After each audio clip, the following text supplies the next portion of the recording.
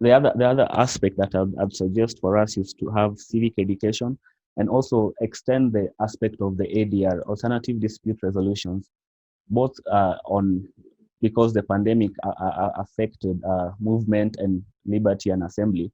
But if we can have sessions that is relatively affordable to individuals, for us to also have ADR so that people can engage, just waiting for the court sessions. If there are issues that can be solved alternatively without going through the legal process, we can extend that even in the online platform of it. Uh, Going forward, most countries have appreciated the aspect of paralegalism, and also this can be extended in small bits. In Sorry, this can also be extended in small bits in so that dishes and also that people are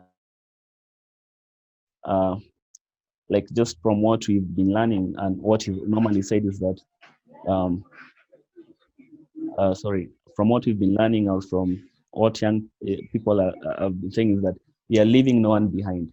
But by the fact that there is a pandemic and everyone is moving on with their life, people are changing, people are appreciating. Okay, okay.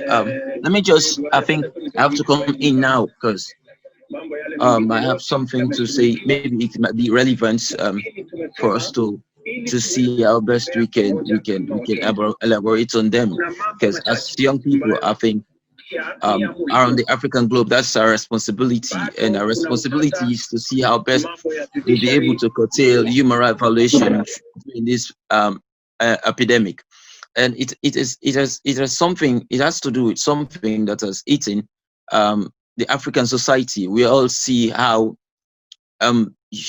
people's rights has been violated, and you look around Africa, day after day, day after day, the right of people has been violated, and we have a lot of human rights policies. We have a lot of human rights laws that are there, but actually, what's the reason? What's the problem that those laws has not been that have been domesticated in those African in our customary laws are not being effective? What's the cause for that those laws not to be effective around the African globe? That's my question.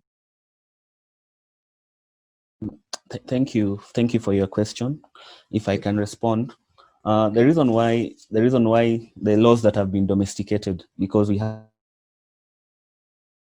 that countries like African countries when they ratify. I'm just building up to answering the question. When international laws that have been ratified by countries are domesticated and they form part of the of the of the of the of the local laws of that country. But the reason why they are not effective enough, there are two things. There is lack Yeah, of patriotism. yeah, Patriotism. I think patriotism in most African countries is seen as a weakness. When you're sure. patriotic about when you're patriotic about something, people perceive you to be weak.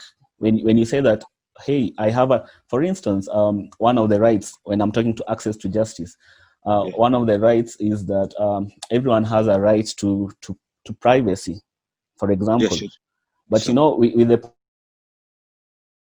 came about was that now the government had of all COVID-19 victims and all those things. So you can imagine now you cannot go to court on grounds of access to justice because right now the government gives a direction that they have to track all the COVID-19. So to what extent does your right to privacy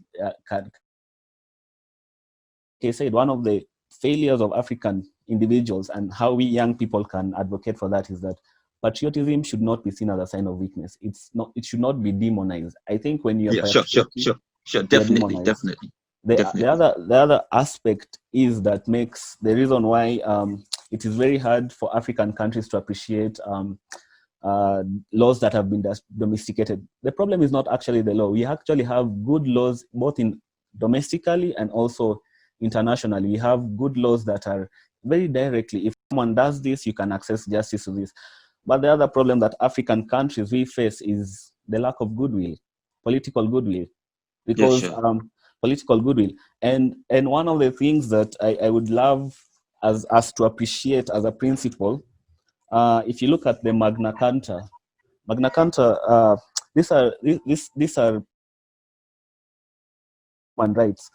But if you look at the principle in the Magna Carta, one of the aspects that why it's appreciated in Britain was that it allowed the king then said that no one was above the law. You remember the rule of law principle that Yeah, sure, sure, sure, Evidice sure. discusses, Evidice, a Yeah, proponent, discusses. yeah. So this is one of the other things that when we are imaging the human rights, we are looking at human rights in terms of the law on paper is very good, but we don't have the spirit. You know, like when lawyers talk about the letter of the law and the spirit of, when you talk about the spirit of the constitution and the letter of the law. So the letter of the law is clear, it's very nice, and the documents we have, Africans are readers and everything, but we don't have the spirit of that. We don't have the intention of what the letter is saying. So the three things, like I said, political goodwill, patriotism, and this the last thing, the spirit of following the law. So those Okay. are the challenges, and going way forward for young people is that we need to go back to the basis of appreciating patriotism and humanity and the need for us to appreciate these rights. If we achieve that, then we'll forge forward going forward. And in the view of this pandemic, you saw that most African countries or most states violated these human rights on the grounds that, we are having a pandemic, we are having this and this. So it was used as an excuse. And that's why my recommendation was that you should have special laws for special protocols, if I may put them that way. You know, when we have the Geneva Convention, it gives special regards to humanitarian crisis and the additional protocols of 1977 and the additional of 205. They give Yeah, sure, sure. they give very substantive law when in regards to conflict, armed conflict, and issues to do that. So if you can borrow that same principle and now reimagining, because the problem is not with the laws that we have. The laws that we have are good, and it's just appreciating these special, specialized, specialized laws when it comes to a specific pandemic. So that's why we are also building up this discussion on what of some of the ways that can be incorporated. I think I've. Yeah. Okay. Next, Hello. we are going to. Hello. Next, we are going to be listening to Vasia.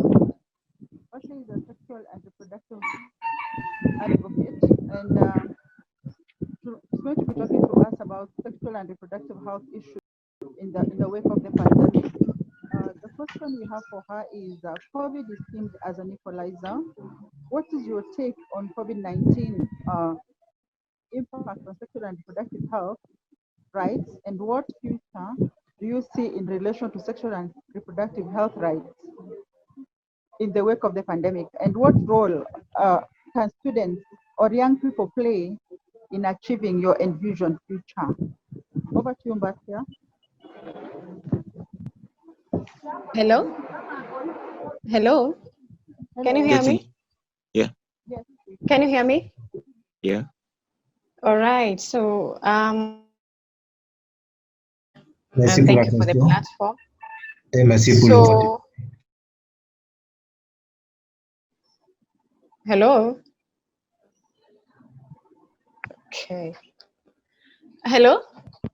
Hello, we can hear Question. you. Oh, okay. So with regards to the question posed to me by Leonida, I think COVID has Je pense que significantly impacted the sexual and reproductive health, right? Especially on the side of the young people.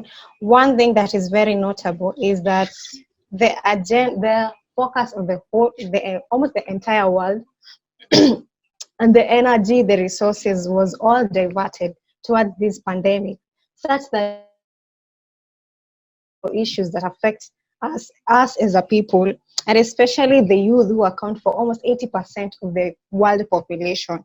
And in that regards, we've seen closure of some, hospitals or health facilities where youth could easily access the reproductive, and sexual health services. But that's now, once it's been, tagged quarantine center, there's no access to such facility anymore. Another thing we've seen also, health workers have been, all of them have been diverted towards combating providing services to combat the disease. So such that we don't have as many of personnel who are on the ground helping sensitize the youth on sexual and reproductive health, access to contraceptives, and that's why we've seen there's a rise in number. And those are the only things that we've focused on. How about the other issues like sexually transmitted diseases? And with that regard, we've seen that even the measures that were imposed by various states to curb the spread of these diseases, we came to realize that movement has been cut, or no cessation of movement has been imposed. We also have people to stay at, where everyone is being required to stay at home, so schools were closed. And so we come back to the community level, whereby we see now there's plenty of time in the hello. There's plenty of time in the youth's hands, such that, and at the same time we see that with this time they're being given, there's not much to do with it. One thing, you have to stay at home. Two, you're not going to school anymore. And then the parents, of course, have to go about their businesses as much as they're practicing these safety measures to provide for these young people. And so what happens is that a lot of attention is shifted from the good to the bad. As we always say, an idle mind is the devil's workshop.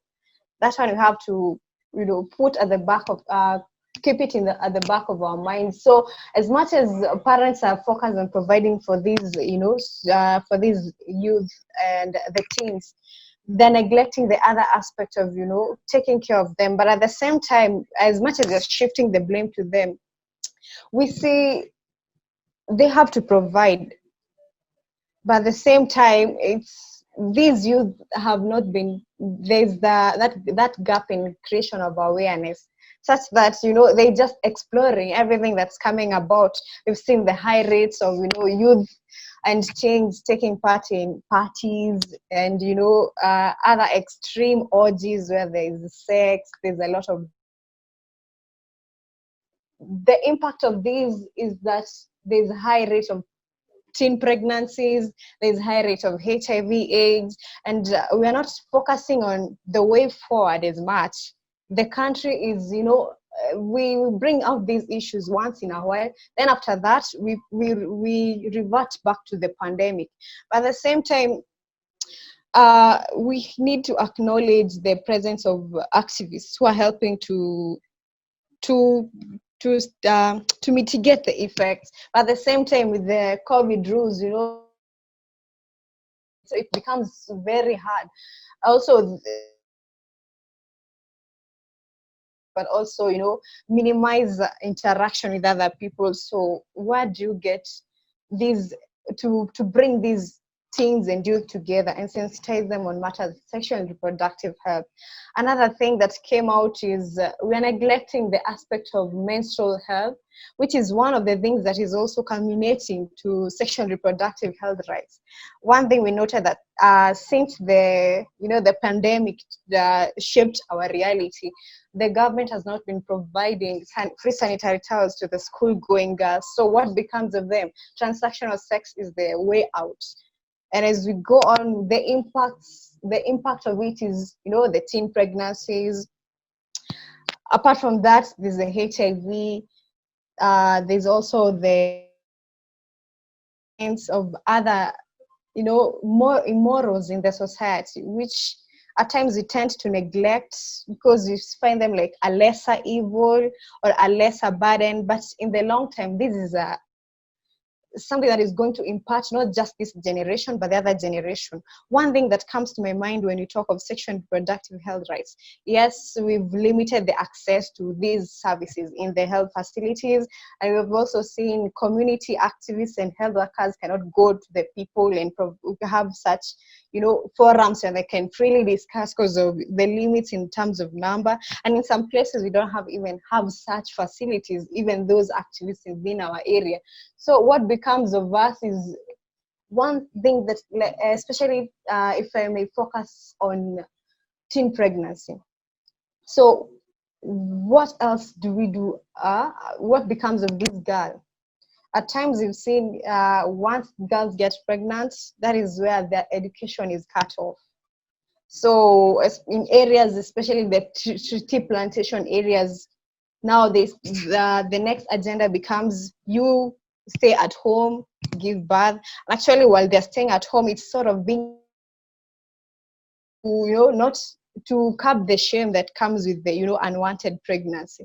And after that, you see, there's no postnatal, postnatal care. So the health of this girl is being jeopardized. And the majority of them are even younger than 15 years. So the only way out is maybe cesarean section. And that one also comes with, other financial demands. If not so, others are having, deliveries at home, which is also jeopardizing their health. Once they're given birth, you come to find they have other implications like fistula. They can't control their bowels and urine because, of course, their biological body is not well developed to be able to carry a pregnancy to term. And after that, we see postnatal is also neglected. So once they, these pattern go with it, school is cut off, they go back to they're now being they're being adapted. They adapt into the system of casual jobs. So tea picking becomes the order of the day. These are casual jobs. It's hardly even provide for their needs. So you see, there's also the mental implication coming with it, just because we neglected a simple element as availing the sexual and reproductive health services and that knowledge to these kids. Then after that, we see the child who comes in the picture is also suffering. Then that creates a vicious cycle of poverty. And in the long run, we see if it's like a tea plantation setup, those people, they hardly develop. The mother gave birth to you as a teenager, you've given birth to another kid as a teenager. The cycle continues over and over again. The other thing we can focus on is something to do with HIV. The numbers are rising. So we've also not provided the mental, the psychological support towards those affected and those also infected. To an extent that these people go into hiding, they hardly even take their drugs. Actually, they don't have the finances to take the diet that is required, and ARVs are very strong. So how is this person going to survive? One thing is just cut off the drugs, cut off the drugs. And after that, you see, due to lack of that psychological support, there's a person who embarks on a revenge mission. So I'll go infect 100 people, and when we're in, if you are not the only person they will come into contact with, there may be 2 or 3 people implicated in that. So while it is tracing root from a person who is misguided or rather ignorant, then it transmits to a whole chaotic, generation where people are suffering. Kids are born with HIV, yet these are innocent kids. It's sort of a cycle of just suffering for these kids. The facilities that we need, also the funds of the government that are supposed to be channeled towards development agendas, are now being, brought into sexual reproductive health rights are very fundamental at every stage. Maybe if someone has a question, I can add from that.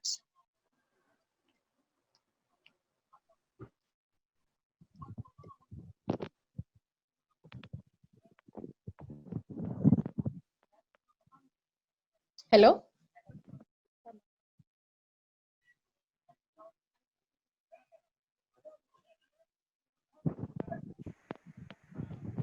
Abuka speak to us. Abuka.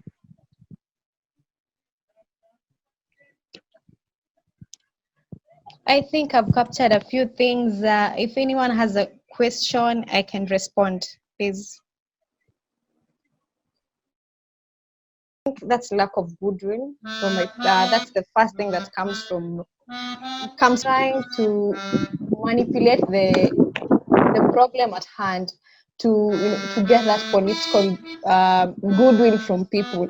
And I think this has greatly affected the supply of especially sanitary towels. Gets to a point where you see even the government once the time the government was supplying the pads to schools, it was sort of it had to be tied to an agenda, and mostly it had to be sort of a political agenda, or it had to be an event where someone comes to campaign in the name of helping the needy girls. But ideally, that has been a quagmire, especially because you see they have that once they get that goodwill from people as such, because it's a two-way thing. From someone who's not as enlightened, they think that this politician is coming to help me, but ideally they're just there to manipulate me. How is one pad going to sustain a girl for the next 12 months? You see, that brings a lot of issues with even some other organizations trying to lobby for the sanitary towels, because people are saying this the government is providing these sanitaries, but ideally it's hardly even sufficient. If at the most they do is a packet of pad for 3 months. But at the same time, how is that one packet going to sustain a girl who is having a heavy flow? And two, how is that going to help someone? We are focused on providing pads alone as a advocacy, but we're neglecting the menstrual knowledge element, which is very crucial. And we get to know that it's not really the menstrual poverty that is affecting the community. It's that lack of awareness of what menstrual management, menstrual health really entails, such that you see that there are kids who have parents who, as much as they're struggling, they can afford to, save at least 50 shillings and buy this kid a sanitary towel. But then that lack of awareness or knowledge on such issues makes it even difficult for that child to go and ask for the sanitary towels, especially those in primary school when it's just starting experiencing the menses. It's such a time that unless someone comes to embrace you and tell you it's normal, it's okay, you find it like it's someone I should keep it to myself. So unless there's someone willing to come to my space, they just keep quiet around. So providing one sanitary towel, in a school, just once in a span of, let's say, at least 3 months. Remember, very different girls have different needs. One has a heavy flow, the other one has a light flow, and not everyone, is we are created differently. Some people they're very sensitive, they react to sanitary towels. So the only available option there is menstrual cup. But do we see this from the government? No, it's not happening. So when they're using this as a political scheme, what they're doing in the long run is hurting these girls. And once they bring this, even if that girl is able to, has no reactions towards that sanitary towel, but in the most needy areas, you see even these girls don't have even panties. So how is she going to use that pad without a panty? So it becomes a very misguided notion in the name of helping someone, but at the end of the day, you're just manipulating them, and also you're messing the system for the sexual and for the menstrual health advocates, because someone is saying the government is providing these, so why are you asking for money from me to be able to provide sanitary towels to these girls? But ideally they don't really know what's really going on, because that politician akikuja na a few packets, zinaonekana those are too many, they can sustain as many girls as possible, but ideally it's only one, and most of them wanapeananga one, at most two. So how is it going to sustain a girl? And just that plain sanitary towel, without a panty, without health other requirements like running water to be able to manage themselves in terms of hygiene. We also see the schools where even toilets where girls can change these sanitary towels, they don't have doors. So how is that girl even going to come to school in such a situation? So there's a lot that goes goes around the menstrual health advocacy, which which once manipulated by politicians, it becomes just about sanitary towels. But there's so much to do. There's so much that needs to to be done right. But once we focus on one thing that is just pads, we are messing the whole system instead of helping the needy girls. Yeah.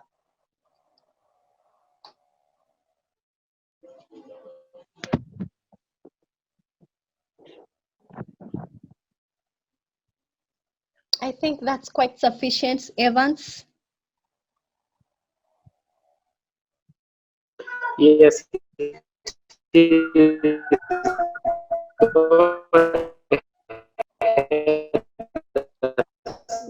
we can't hear you. If you have time, you might respond to it too. Which one? Hello, can you hear me? Yeah, now I can hear you. On the chat, it's on the chat. I've posted it. It's still the same Okay, question okay. on Let the me policy. just air out. It's usually, it's still the same line whereby privacy of these girls is invaded, and especially during these COVID times, you find that people have to queue and go take these sanitary towels, and then people will like take photos and put on websites or on TV or on magazines and reports saying that today the campaign is done giving girls these sanitary towels. So now in the community, there's this aspect of menstrual shame that we struggling to queue for sanitary pad.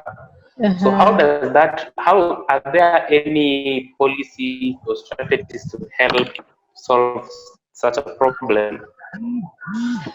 Well, so far I'm yet to see that, but one thing that you're focusing, apart from, as I said, apart from eradicating the menstrual poverty, one thing we have to take into consideration and do a lot of awareness about is the stigmatization around it. We ask ourselves question: why do we need to wrap sanitary towels in a newspaper? It's sort of makes it like something that should, a discreet thing, which ideally shouldn't be the case, because it's a normal process. And once we embrace that menses and a normal process, that's where we start destigmatizing the whole issue.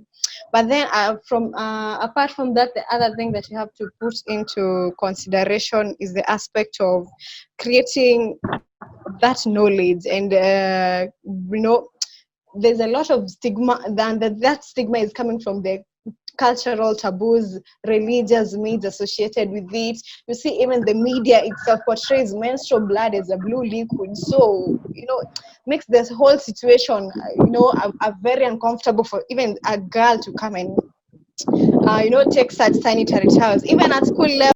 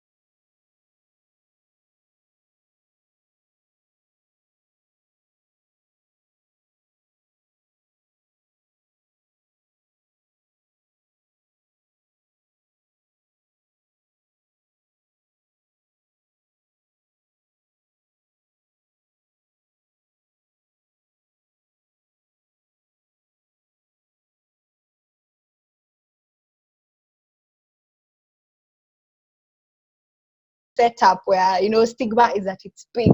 You need to seek their consent, you know, for them to be at peace with it.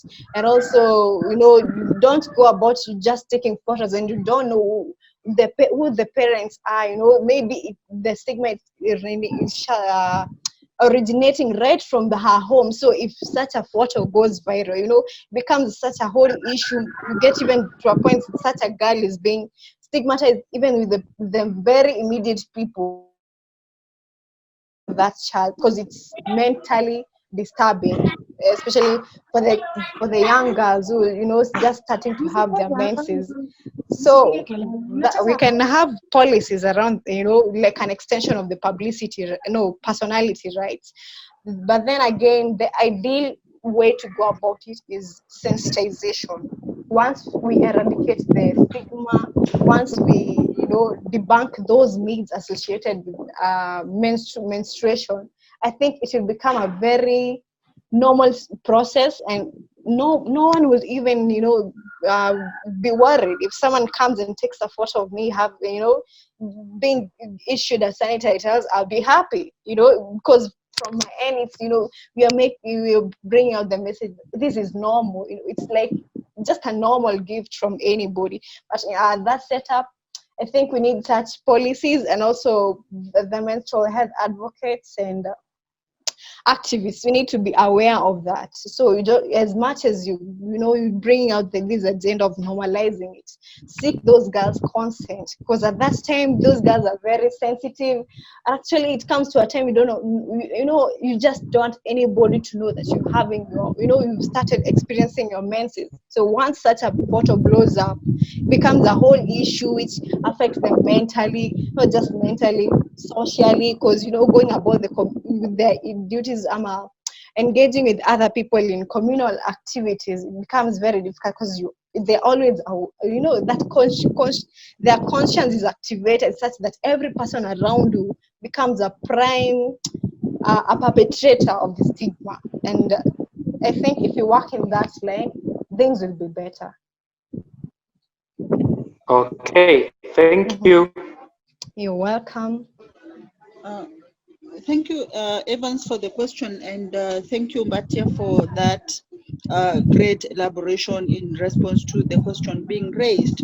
Perhaps we'll give Abuka a few minutes, then Hello. yes, we can hear you. Go ahead. Yeah, I hope I'm audible. Yes, you are. Okay, in regards to sexual reproductive health services, I think Corona has really affected when it comes to the structures. First, the almost all youth-friendly centers were like our collective centers for the COVID patients. And then the other thing, medic personnel were also shifted from the youth-friendly centers, from the maternity, and they all focused on tackling the pandemic. And then the other thing, we had also the issues of commodities. These comes in form of contraceptives, ARVs. So youths and young people are really suffering, and keeping in mind that university students, most of them follow under this category. Even from the recent statistics that were given out, that we had 62% of new infections, aging from 15 to 29, which that captures most of the university students. So I think for us as students, there's something we can do. We have the numbers, yeah, we can lobby, because these things are affecting us directly. We have very nice policies, but sadly, they're not being implemented. When it comes to menstrual hygiene, okay, Recently this year, they rolled out the menstrual hygiene policy. But the question is, what have they done to ensure that implementation of the policy? What has the government done to ensure that menstrual hygiene is being implemented in all sectors or in all ministries? What have individual ministries done? Because when it comes to schools, we have a conflict between who is responsible. Is it the Ministry of Education? Is it the Ministry of so have those students who are working? Then here comes a question: what are the labor doing, or what is the union of students? What is the union of workers doing to tackle the menstrual hygiene issues? Because take for an instance, a woman works in a garage. You may get maybe that garage, they don't have maybe like a washroom, they don't have a place where the woman can change his her pads. And then what are the rules stipulated for those who are being affected severely with with menstrual hygiene issues? Like, for example, those people who rely mostly on daily wages, what is the government doing to ensure that they are not affected? Because you may get, as much as students miss classes because maybe of cramps, we also have this group of people that miss work of cramps. Yeah, maybe in one month, someone can miss almost a week, but the employee does not consider that eh, as a natural process for the menstruator. Eh, for him or her, considers that it's like maybe laziness or neglecting.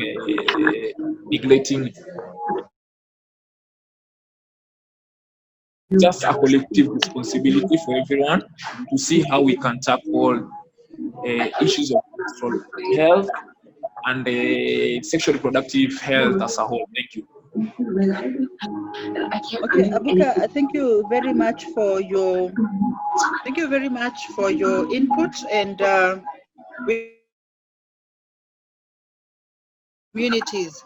We are just about to wind up. I've gotten a heads up from the organizers. I want to say, first of all, I want to say that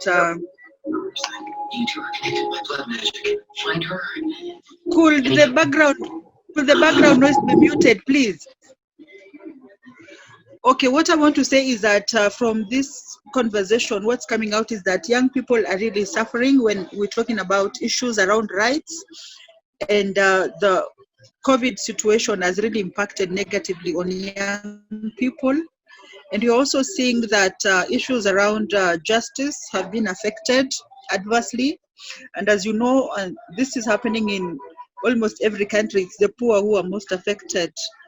And another thing that's coming up from this conversation is that COVID-19 has enhanced vulnerability amongst young people. You've seen, for instance, what is happening in the issues of sanitary pads and sanitary pad poverty, and contributing to enhancing poverty, intergenerational poverty. So with that, I want to say that the presenters are going to be sharing their presentations with us, and we're going to be doing a report on this. And of course, the host, we want to thank the host organization for allowing us to participate and bring to light what's happening to young people, and what they're doing to reimagine a post-COVID situation. And we look forward to participating in more similar dialogues in future. Thank you very much for participating, and have a great day ahead. And with that, maybe we can we could end. Maybe we can have 1 minute from each of the speakers